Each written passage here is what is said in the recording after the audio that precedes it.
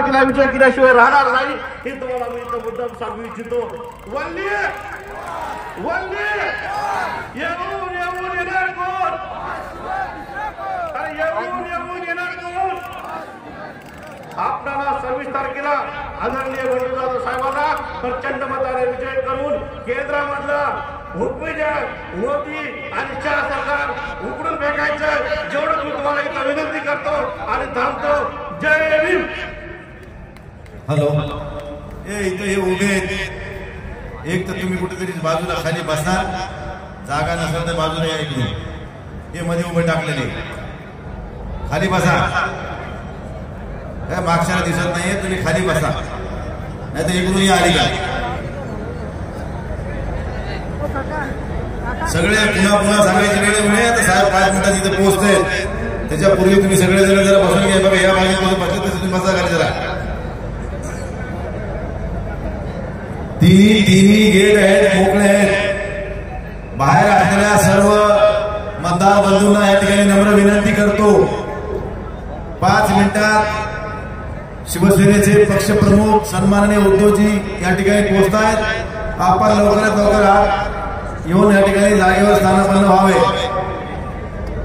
आणि जे आत उभे ते सगळ्यांनी खाली बसून घ्या. हे पुन्हा इथं उभं टाकलं, तुम्हाला दिसत नसेल तर पाठीमागे येणार. यानंतर गंगाखेडचे माजी आमदार सन्माननीय सीतारामजी गंगाट साहेब यांनाची विनंती करतो की थोडक्यात आपण मार्गदर्शन करावं.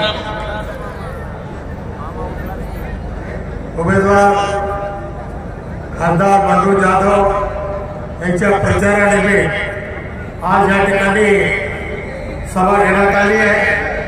सभेसाठी सर्व पक्षाचे लोक ह्या केंद्रावर आहेत आणि मान्य महाराष्ट्राचं नेतृत्व उद्धवसाहेब ठाकरे थोड्या वेळात इथे येणार आहे.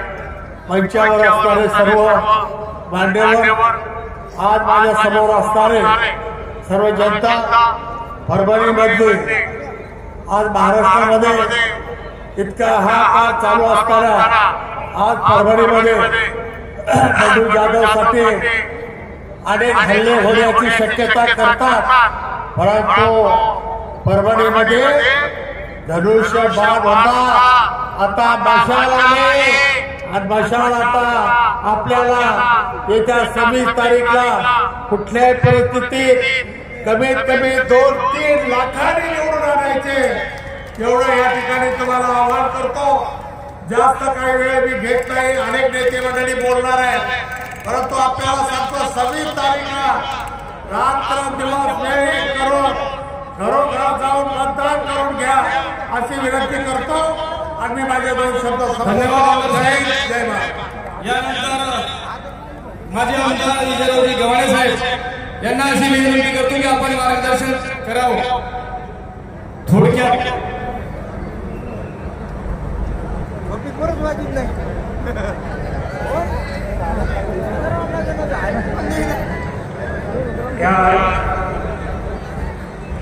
बंडू जाधव यांच्या लोकसभेच्या प्रचारासाठी उफाळलेला जनसागर पाहून मी पत्रकारांना एक प्रश्न विचारू मागतो. मोदीपेक्षा सर्व मोदी आहे की नाही हे पाहून तरी नीट लिहा. हा जनसागर उफाळलेला आहे आणि देशामध्ये ज्यावेळेस जनसागर उफाळत असतो त्यावेळेस एक स्वप्न पाहून उफाळत असतो, एक निर्णय घेतो.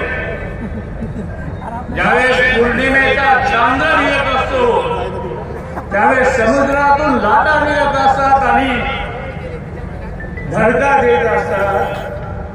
तसा हा परभणीतला आणि महाराष्ट्राचा जनसागर निघालाय तो मोदीची हुकूमशाही वाढवण्याकरता, संविधान वाढवण्याकरता.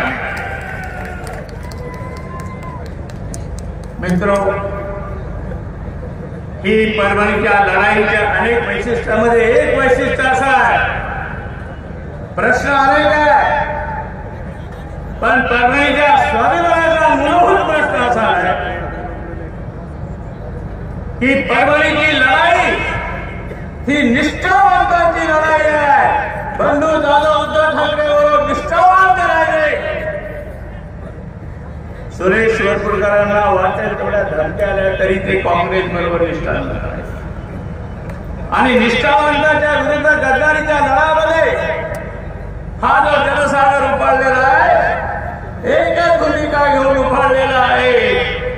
वाजवा तुतारी, हातात घ्या मशाली आणि बाळा गद्दारी हा एकमेव संदेश या निमित्ताने आपल्याला देत आहे. काल एका प्रश्नावर मी बोलून विषय संपवतोय की मोदीजी नेहमी खोटं बोलतात. पण मोदीजीवर एक गाणं आहे, मोदीजी झूठ मत बोलो भगवान के पास जाना. कधीतरी निर्लज्जपणा सोडा, देवाला सुद्धा मला फेस करायचं आहे.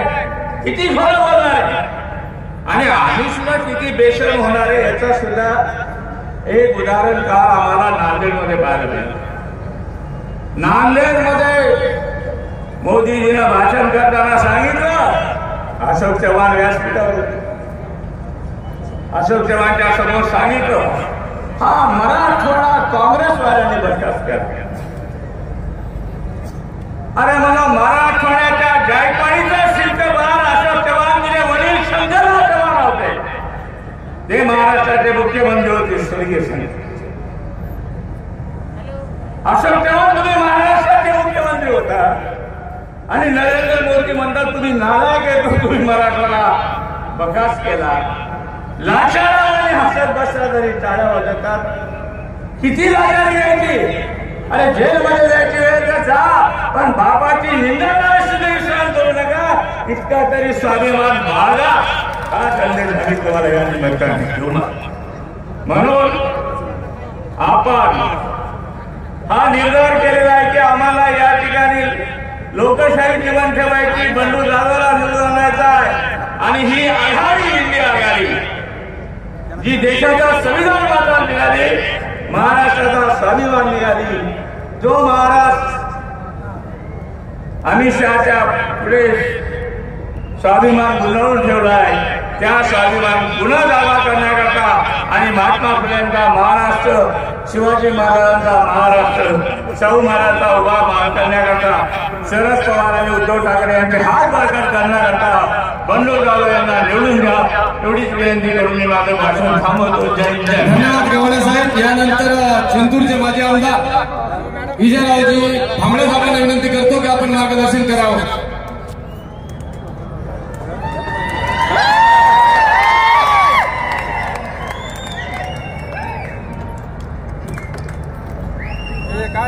टाळे एवढ्या वाजवा की दिल्ली पण गेले पाहिजे.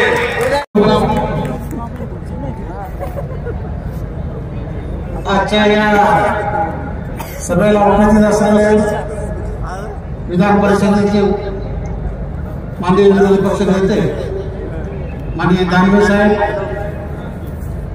माजी मंत्री माननीय टोपे साहेब, खासदार भोजा खानजी मॅडम, मंचावर बसलेले सर्व मान्यवर आणि ज्यांच्या प्रचारासाठी आपण या ठिकाणी उपस्थित झालेलो आहे.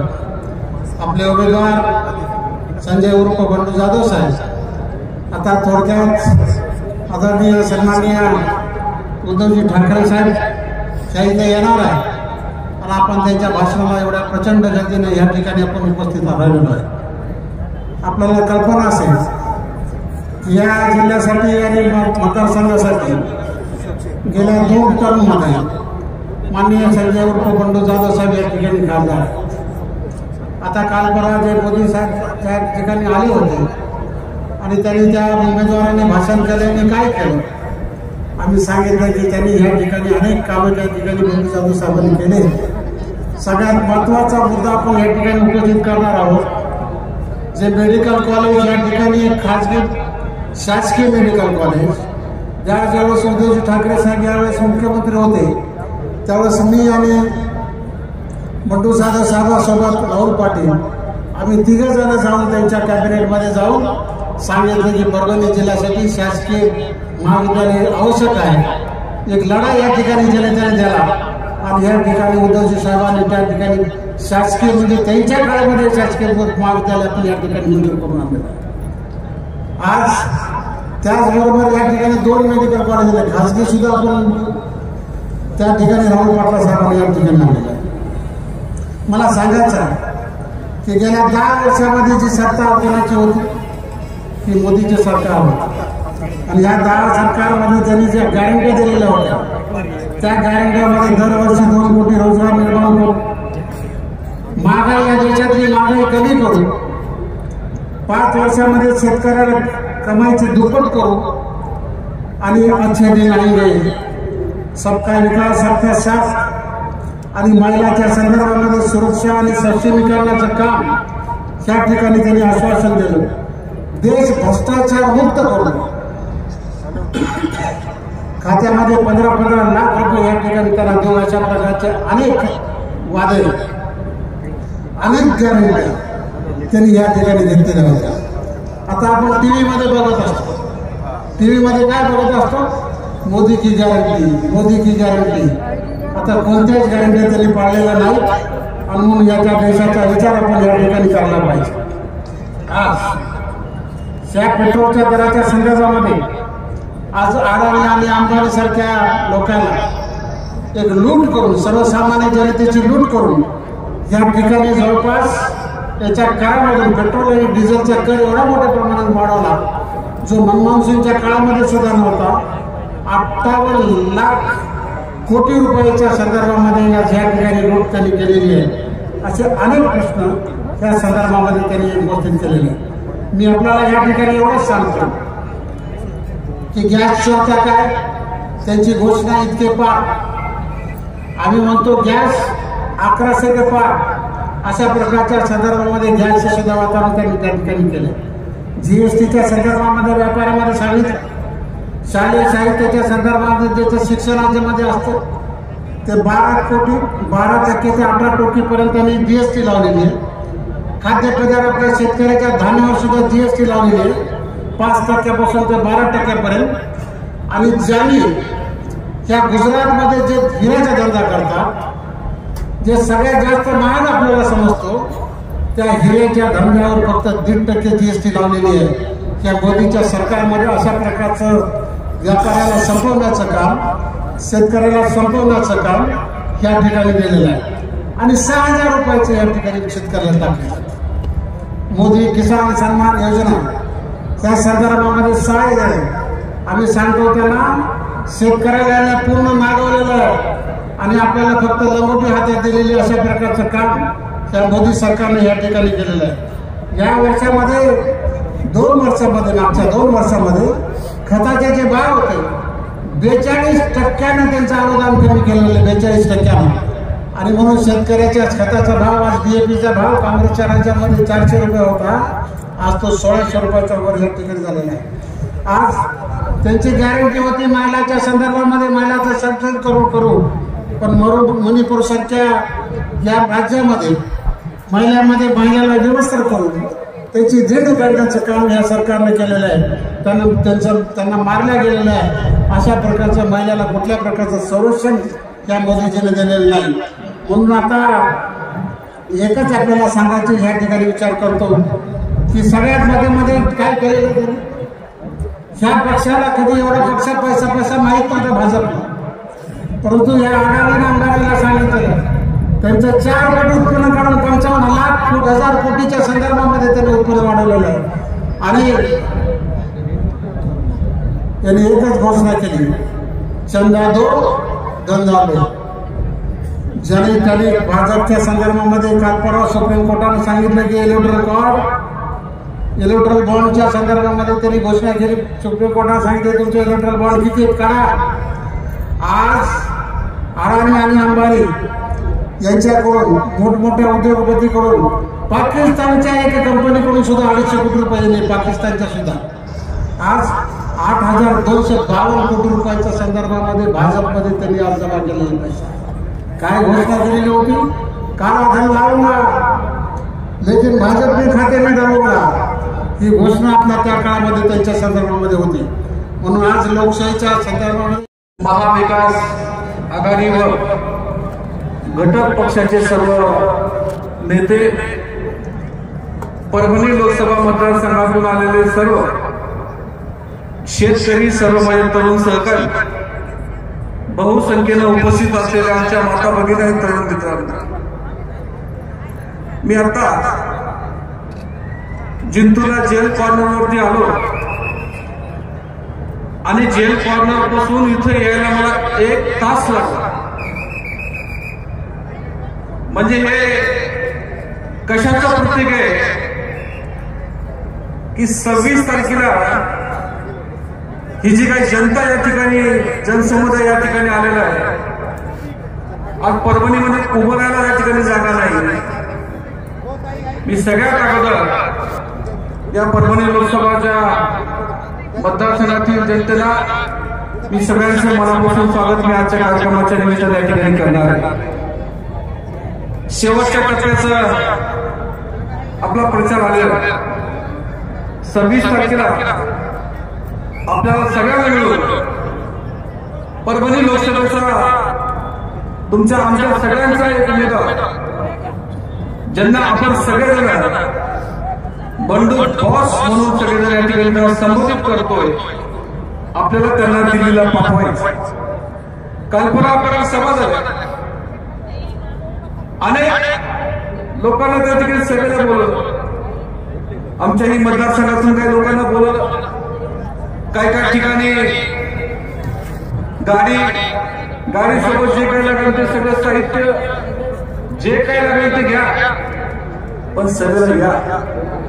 म्हणजे एकेकाळी काही लोकांच्या नाव नोकरी घ्यायचे, आता मात्र जबरदस्ती गाडीवर बसून लोक आणावं लागले. याचं कारण एवढं की तुम्ही देशाच्या जनतेला 10 वर्षामध्ये भूलताप दिली, त्याच्यामुळं आज लोकांना पैसे देऊन सुद्धा काही काही वेळी तुम्हाला आणावं लागते. ही भूमिका मात्र आता सगळ्या जनतेला या ठिकाणी केली. मी 2-3 गोष्टीचा या ठिकाणी उल्लेख करणार आहे. 2014 मध्ये या देशाचे अनेक नेत्यांनी आपल्याला आश्वासन दिले होते. मी खरं पाहिलं मागच्या लोकसभेचं उदाहरण या ठिकाणी देणार आहे. मी आता एका कार्यक्रमात मी सांगितलं, आमच्या मतदारसंघामध्ये काल परवा एक सभा झाली. सभा झाल्याच्या नंतर आम्ही कार्यकर्ते खाली उतरलो. खाली उतरल्याच्या नंतर एक शेतकरी मला भेटला. तो शेतकरी म्हणला, साहेब 2014 मध्ये मोदी साहेबांनी आम्हाला एक आश्वासन दिलं की 15 लाख रुपये आमच्या खात्यावरती पडणार आहे, ते 15 लाख केव्हा येणार, असं मला त्या शेतकऱ्यानं विचारलं. मी त्या शेतकऱ्याला एवढं सांगितलं, बाबा माझ्या खात्यावर तर आणखी काही पैसे आले नाही, माझ्या खात्यावर जेव्हा येतील मी तेव्हा तुला सांगल, म्हणजे आणखीन काही अंधभक्त वाट बघेल त्या 15 लाखांची. अशा प्रकारचं भूलतापेचं राजकारण या देशामध्ये भाजप सरकारने या ठिकाणी केलं. एक गोष्ट मी शेवटची या ठिकाणी सांगणार आहे की आपल्या परभणी लोकसभेमध्ये जातीपातीचं राजकारण सुरू झालं आणि कोण करते आपल्याला सगळ्यांना माहिती. एकीकडे ओपन समाजाशी, एकीकडे ओबीसी समाजाशी वेगळं बोलायचं, जातीपातीचं भांडण लावण्याचं काम आपल्या लोकसभा मतदारसंघामध्ये काही लोकांनी सुरू केलं. माझ्या तमाम जनतेला मी या ठिकाणी विनंती करणार आहे, बाबांनो आपण 26 तारखेनंतर सगळे एकत्र आहोत. हा महाराष्ट्र फुले, शाहू, आंबेडकर आणि शिवरायांच्या विचारांचा हा महाराष्ट्र आहे. या महाराष्ट्रामध्ये 18 पगड जातीचे लोक या ठिकाणी राहतात. बंडू दादासाहेबांना 2 वेळेस लोकांनी खासदार केलं, ते सगळ्या जाती धर्माच्या लोकांनी मतदान केलं. विजय भांबळे 2014 मध्ये आमदार झाला होता, तेव्हा सुद्धा मला 18 पगड जातीच्या लोकांनी मला मतदान केल्यामुळे विजय भांबळे त्यावेळेस आमदार झाला. म्हणून जातीपातीच्या राजकारणाला बळी पडू नका. कोण आपला माणूस हक्काचा आहे, कोण आपल्या जवळचा आहे. अरे बंडू दादा साहेबांना तुम्ही नंतर फोन करा, ते हक्कानं आपल्या मतदारसंघात येऊन तुमचा प्रश्न सोडवतो. इथं बसलेले महाविकास आघाडीचे सगळे नेते बघा, ते सुद्धा तुम्हाला केव्हा फोन करा ते फोन उचलतील. पण काही लोक 26 तारखेपर्यंत यांचे मोबाईल सुरू राहतील. 26 तारखेच्या नंतर यांचे सगळ्याचे मोबाईल बंद होतील. पण या व्यासपीठावर बसलेले सर्व प्रमुख असतील, नेते असतील, कार्यकर्ते असतील, यांचा कोणाचाही मोबाईल स्विच ऑफ होणार नाही. 26 तारखेच्या नंतर बंडू दादा साहेबांचं ऑफिस परभणीला आहे. आमच्या सर्व प्रमुख लोकांचं ऑफिस आमच्या मतदारसंघामध्ये. पण काही लोक फक्त निवडणुकीपुरतं येऊन या ठिकाणी मतं मागतील, अशा लोकांना मात्र मतदान करू नका. एवढी विनंती मी आजच्या कार्यक्रमाच्या निमित्ताने या ठिकाणी करतो. जिंतूर मतदारसंघातल्या सगळ्या माझ्या जनता या ठिकाणी आली असेल, सगळ्या जनतेने मी या ठिकाणी विनंती करणार आहे की जिंतूर मतदारसंघातून आपल्याला बंधुदादा साहेबांना चांगल्या प्रकारचं मताधिक्य द्यायचंय, ही भूमिका आपण सगळ्यांनी घेतलेली आहे. आणि मला खात्री आहे की जिंतूर विधानसभा मतदारसंघात चांगल्या प्रकारचं मताधिक्य देण्याचं काम माझा इथं बसलेला बहादर कार्यकर्ता करत, अशा प्रकारची खात्री इथं व्यासपीठावर सगळ्या नेत्यांना या ठिकाणी देतो.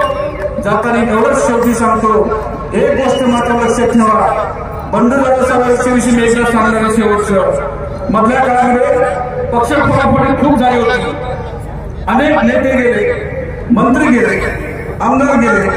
लोकांना वाटायचं की बंधुदादा साहेब मी दुसऱ्या पक्षात जातात का काय, पण बंधुदादा साहेबांनी सांगितलं या मातीनं मला मोठं केलं, या जिल्ह्यातल्या शिवसैनिकांनी मला मोठं केलं, ज्या बाळासाहेबांनी मला मोठं केलं, ज्या या शेतकऱ्यांनी मोठं केलं, या लोकांशी मी बैमानी करणार नाही. आणि खासदार साहेब शिवसेनेमध्ये राहिले, त्याबद्दल त्यांना आपल्याला निवडून द्यायचं आणि दिल्लीला पाठवायचं, ही भूमिका आपण सगळ्यांनी घ्यावी. एवढंच आजच्या कार्यक्रमाच्या निमित्ताने बोलतो. माझं मनोगत थांबवतो. जय हिंद, जय महाराष्ट्र. मार्गदर्शन आता हे 2 मिनिटात संपवायला जातं, कसं संपवायचं? अहो वेळ काय बी असो. महाराष्ट्राचे विरोधी पक्षनेते अंबाबाजी दानवे साहेब यांचं या ठिकाणी आगमन झालं. टाळ्यामधून आपण त्यांचं स्वागत करूया आणि पोलिसांना विनंती करतो गेटवरच्या नंबर जरा आत लावून द्या. अहो सगळं जाम आहे. तुम्ही इथून काय सांगायला? त्या जिंतूर रोड पर्यंत गाड्या आहेत. उपस्थित या सभेसाठी असलेले सर्व सन्मान्य गणमान्य व्यक्ती, खरं पाहायला गेलं तर 2 मिनिटात काहीच होत नाही. होतं काय 2 मिनिटात? फक्त 2 मिनिटात एवढं सांगणं होतंय. आता असली का नकली हे कोण सांगायचं? हे असली का नकली हे असली सांगायचं काम तुमचं आहे. आता 26 तारखेला मशाल चिन्ह आहे आपलं, आणि त्याच्यातून तुम्ही सांगा, म्हणजे त्याला कळेल की हे असली आहे का नकली आहे. याच्यामध्ये जास्त त्याच्यामुळे बोलत नाही, कारण की 2 मिनिटांमध्ये आपल्याला तसं बोराडे म्हणले तर 2 मिनिटात काही होणार नाही. फक्त मशाल सांगून मी माझं भाषण संपवतो. तुम्हाला कान धरून महाराष्ट्र जय भवानी जय शिवाजी बोलत उठावाच्या कार्यक्रमाला राहणार नाही. तुमचा आदर्श महाराष्ट्राबद्दल ठीक आहे, त्याचा आम्ही लक्ष पाडू. तुम्हाला उद्धव ठाकरे संपवायचं ना, बघा प्रयत्न करू. हा उद्धव ठाकरे तुमच्यासोबत उभा आहे, त्याच्याबरोबर एक श्रेणी माझी मोठा मावळ माझ्यासोबत उभे आहे. तर तुम्ही महाराष्ट्राबद्दलचा राहा. अरे आम्ही सुद्धा जय श्रीराम बोलतो, बजरंगबली की जय आम्ही सुद्धा बोलतो. आज तर हनुमान जयंती आहे, पण जय भवानी बद्दल सुद्धा तुमच्या मनामध्ये एवढ्या द्वेष आणि एवढा आकर्ष काय आहे? याला काय होतं? दिल्लीमध्ये बसले म्हणजे आपण म्हणू ते म्हणतील तसं सगळं काय देशाचं आहे. ही जिवंत माणसं दुराडोर नाही आहे. आणि अंगावर ते आला प्रेमाने तुम्ही पाहिले तेव्हा आम्ही तुमची साथ दिली होती, पण पाठीत वार केला तेव्हा ही माझी वाद नकाराचा बाहेर आलेली आहे. हे मध्ये बोलण्याची माणसं की आम्ही काही सेवा नाही केल्या, वाद नको परत आणला, बसा स्वतःची नजर टाकत बसा. पण तुम्हाला एक एक विषय कळले पाहिजे. हा महाराष्ट्र आहे छत्रपती शिवरायांच्या चालू संस्थांचा महाराष्ट्र, आणि हा महाराष्ट्र महिन्याच्या अपमान कधी सहन करत नाही. पण या सरकारच्या मुलगट्टीमाराने त्यांना काय कोणत्या भाषेत बोलायचं मला कळत नाही. कारण विकृत बुद्धीचा माणूस आहे, बुद्धी भ्रष्ट मी म्हणत त्याच्यात बुद्धीच नाहीये, उघड बोलतोय. त्यांनी त्यांच्या प्रचाराच्या सभेत, मोदीजींच्या सभेत बहीण भावाच्या नात्याबद्दल जे बोलले ते सुसंस्कृत माणसाला खालीमान घालायला लावतात. मोदीजी त्याच्याबद्दल काहीतरी बोलणार, तुमच्या अधिकारी बसलाय ठीक आहे, तुम्हाला कोणतरी लिहून देत आहे